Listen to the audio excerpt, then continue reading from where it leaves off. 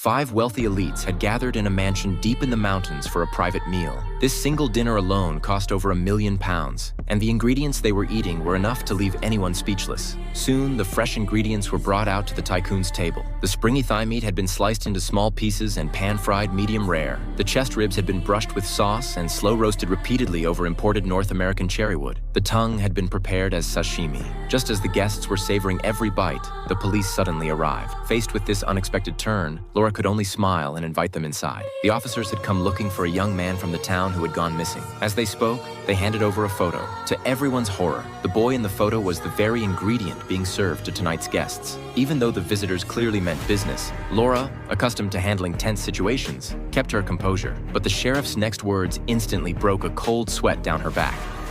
Jose is my nephew. He is a responsible and proud new father. And today was his daughter's baptism.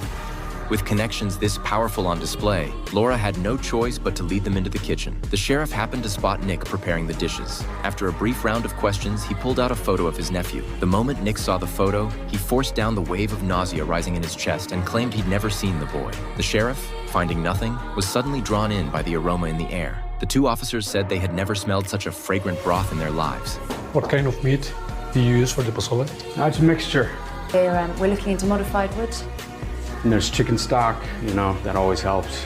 It was clear the officers weren't ready to leave just yet. So Laura asked if the 2 had eaten anything and instructed Nick to bring them a bowl of the soup. The 2 of them dug in eagerly, lavishing praise on the dish. After eating, the sheriff told Laura that every so often, a few young people from the town would simply vanish. The village elders all assumed they had gone off to seek their fortunes elsewhere. But once they left, there was never another word. The sheriff was convinced it couldn't be that simple, especially since this time, his own nephew was involved. He then walked over to the dinner table, pulled out the photo, and asked the guests if any of them had seen the boy.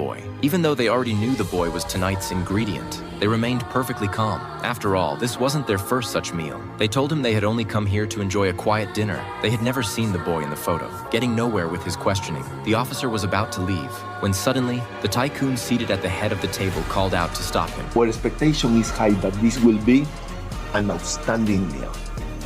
The sheriff, who had just tasted the soup, had clearly developed a strong interest in the food. Seeing this, Laura pulled the tycoon aside privately, but before she could even begin scolding him, the tycoon posed her a question.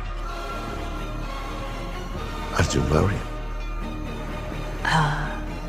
No, I'm not. I've been married for 22 years. He used his own marriage as a metaphor to explain why he had invited the sheriff to dine. The implication was clear. Having loved ones unknowingly consume their own kin would make this dinner all the more thrilling. At that very moment, a woman named Lisa came looking for them. She claimed to be a friend of Jason's. To keep her